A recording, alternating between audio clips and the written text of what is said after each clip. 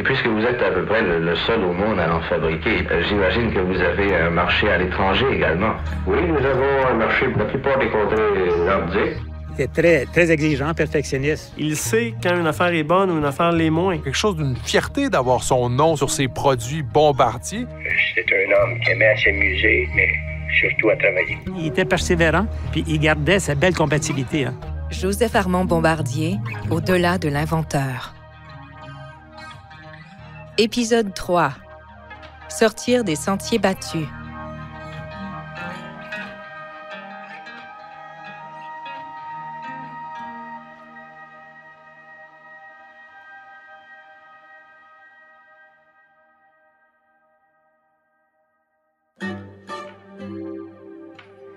J'ai participé aussi à plusieurs voyages avec M. Bombardier, entre autres à Bécomo, que nous avons arrêté à plusieurs places pour visiter différentes choses.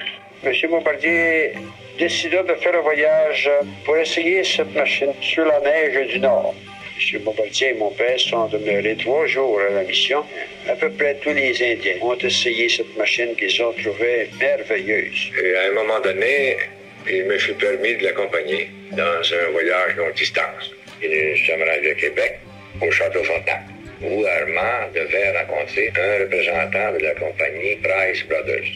Pour prouver que son autoneige était suffisamment pratique, il a proposé à M. Armand Bombardier de monter son autoneige dans la glissoire. Armand a fait sa démonstration avec succès. M. Bombardier n'est pas quelqu'un qui mise beaucoup sur la publicité au courant de sa vie et encore moins au début, parce que c'est des dépenses considérables. Raphaël Bourgeois, responsable des collections au Musée de l'ingéniosité J. Armand Bombardier. Il croit fermement que la meilleure façon de démontrer l'efficacité d'un véhicule, c'est de lui-même le tester, faire des démonstrations. Comme ça convainc les gens officiellement. Il n'hésitera pas d'ailleurs au courant de sa vie à se promener un peu partout au Québec avec ses véhicules.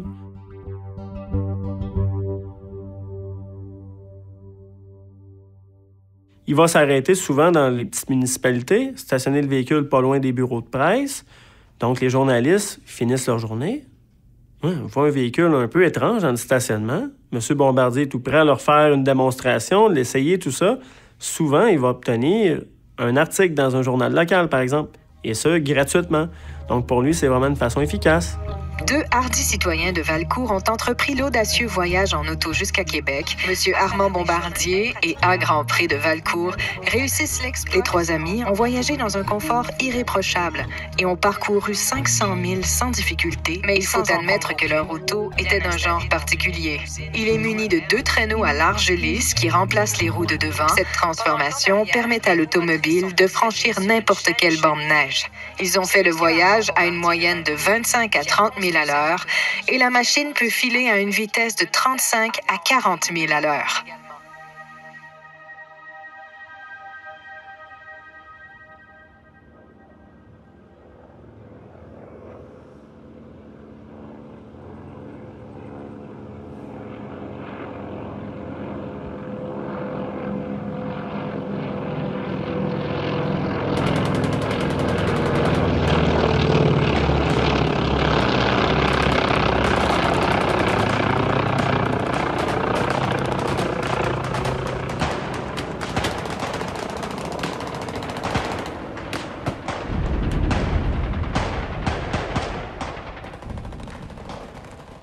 En 1940, un premier vrai problème arrive dans la vie de Joseph Armand Bombardier, c'est la Deuxième Guerre mondiale.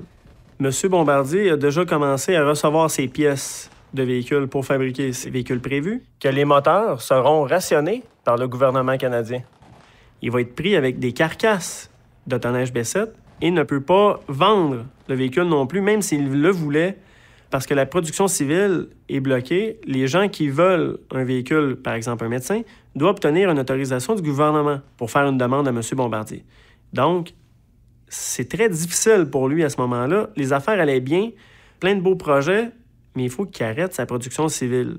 Il y a des mouvements qui nous dépassent. La Seconde Guerre mondiale, personne à ce moment-là pouvait savoir l'incidence qu'elle aurait sur le développement d'une entreprise. Jean-François Nadeau, historien et journaliste. On ne peut pas savoir non plus quelles vont être les capacités d'approvisionnement d'un produit ou d'un autre dont on a absolument besoin pour développer. On ne peut pas savoir à l'avance quels sont les capitaux qui vont nous être disponibles. On ne peut pas savoir à l'avance quels sont les gens qu'on va croiser sur notre parcours et qui vont faire en sorte que quelque chose se réalise ou non. La guerre nous a fait un tort assez considérable, a ralenti notre production et puis nos ventes parce que les autoneiges comme les automobiles ont été contrôlés dans le temps et seuls les médecins de campagne pouvaient obtenir un permis pour se procurer un autoneige.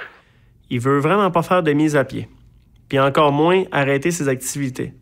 Donc, il va se tourner vers l'armée canadienne pour leur indiquer qu'il fabrique des véhicules qui peuvent circuler sur la neige. L'armée canadienne va rapidement s'intéresser aux véhicules B-7 et M. Bombardier était justement en train de commencer à fabriquer un véhicule élargi du modèle B-7 qui était le modèle B-12. B-7 et B-12, pourquoi? Pour Bombardier 7 et 12 passagers. Donc, ça peut être des véhicules intéressants pour transporter les troupes. Et ça lui a permis de parfaire ses connaissances au niveau véhicule à chenilles.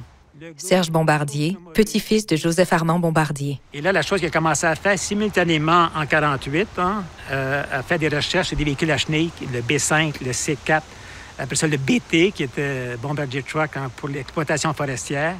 La guerre nous a surtout servi à expérimenter en effet dans d'autres domaines, à prendre une expérience des affaires que nous n'avions pas. Et c'est ce qui explique un peu le grand essor qu'on a pris après la guerre.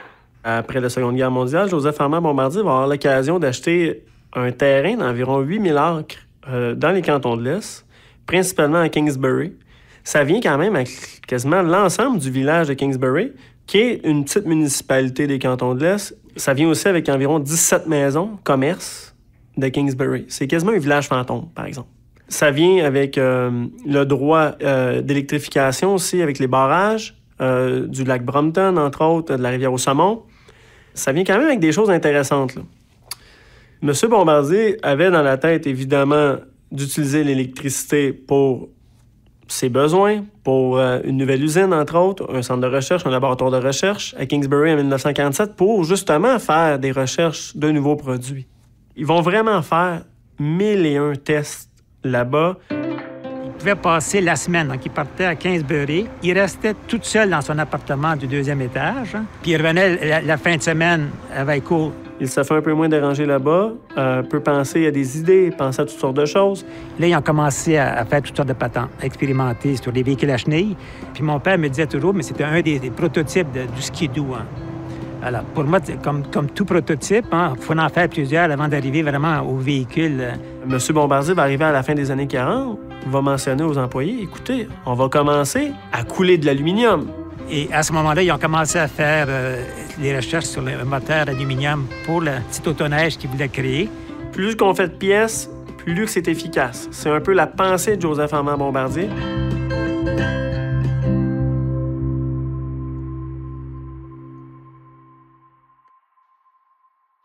Il va se mettre à vulcaniser du caoutchouc. Vulcaniser, c'est quoi? C'est vraiment le procédé pour fabriquer du caoutchouc. Le but de vulcaniser, c'est le fait que les autoneiges, donc B7, B12, étaient des chenilles qui n'étaient pas sans fin, qui étaient vraiment attachées avec un joint d'acier, qui faisait que la chenille pouvait se rompre. Donc, lui-même va créer un système de vulcanisation circulaire pouvant faire une chenille sans fin. Il va y arriver et va équiper ses véhicules de cette chenille-là.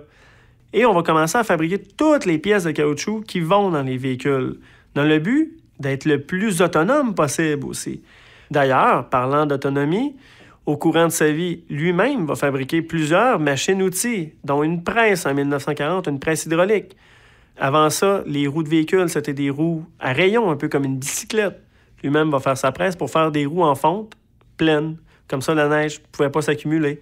C'est le genre de choses au courant de sa vie qu'il va faire lui-même. Machine-outils, fabriquer des choses. La plupart du temps, lorsqu'il essayait quelque chose, ça ne fonctionnait pas. Donc, l'échec, ça n'existait pas. C'était juste des apprentissages constants. Et finalement, tout ça, avec les années, il essayait différentes choses.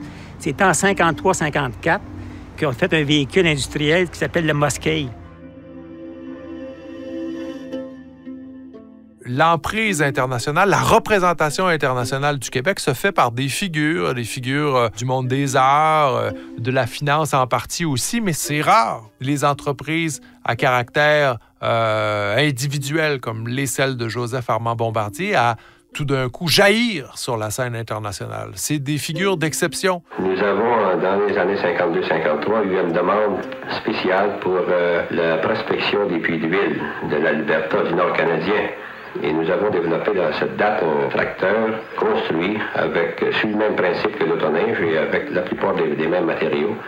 M. Bombardier va être à l'écoute, va aller voir aussi ce qui se fait ailleurs, au Canada, par exemple. Va aller parler avec des gens dans le milieu des champs pétrolifères, va fabriquer des véhicules pour ce marché-là, mais aussi va commencer à exploiter le marché plus forestier.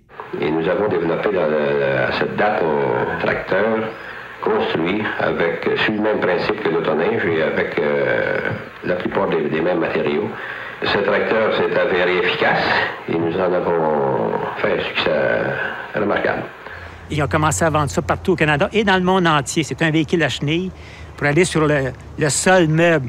Tu sais, lorsqu'on parle de tourbière, puis on parle de terrain mou. Donc, il y a eu le Mosquet, je pense en 53. Après ça, il y a eu le J5. Après ça, il y a eu le SW. Le tracteur que nous construisons est un tracteur léger, avec beaucoup de puissance, mais une surface portante de 6200 pouces carrés, ce qui veut dire que le tracteur pèse moins qu'une livre au pouce carré sur le sol. C'est vraiment des tracteurs très efficaces dans les années 50 que M. Bombardier va mettre au point. Au point même qu'en 1956, lors d'une entrevue à Radio-Canada, Joseph Armand Bombardier va mentionner que sa plus grande réussite est le tracteur Muskeg.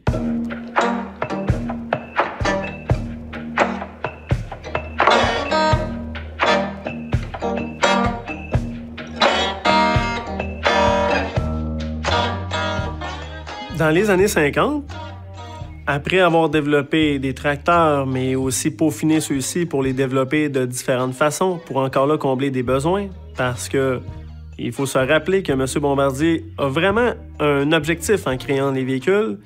C'est lui-même le dit si bien, la nécessité est la mère de l'invention. Donc, on est là pour combler un besoin. On ne veut pas créer un besoin. On veut juste répondre à la demande des clients, tout simplement. C'est ça sa mission.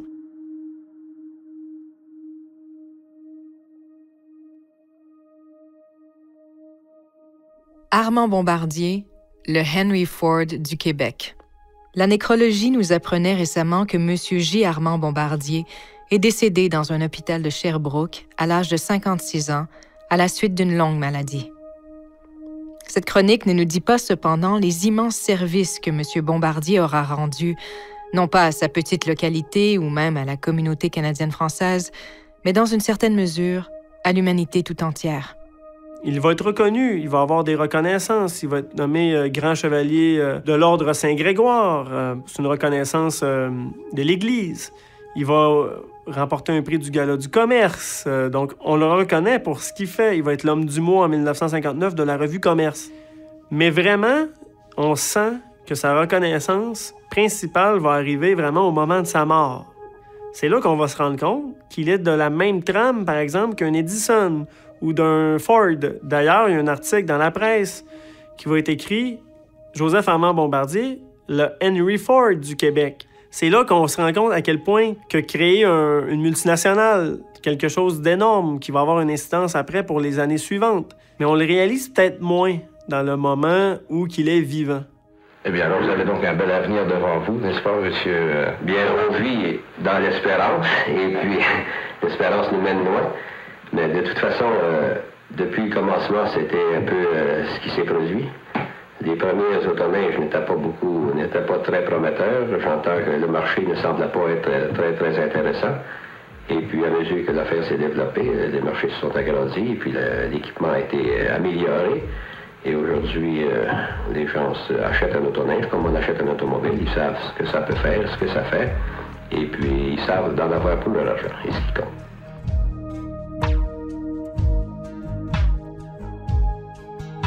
C'était le 3e épisode de la série Joseph Armand Bombardier, Au-delà de l'inventeur. Avec la participation de Raphaël Bourgeois, Jean-François Nadeau et Serge Bombardier. Une série originale produite par le Musée de l'ingéniosité J. Armand Bombardier et réalisée par Magnéto. Musique originale, Midi Cayenne. Avec les voix de Laurence Dauphinet et Jean-Moïse Martin. Dans le prochain épisode... Durant la Seconde Guerre mondiale, comme une partie de la production des véhicules militaires se font à Montréal, il se fait inciter à incorporer l'entreprise et déplacer la production à Montréal. Mais pour lui, c'est impensable parce que tout a débuté à Valcourt et qu'il se sent redevable à la communauté, ceux qui lui ont donné un coup de main, qui lui ont permis de débuter les activités.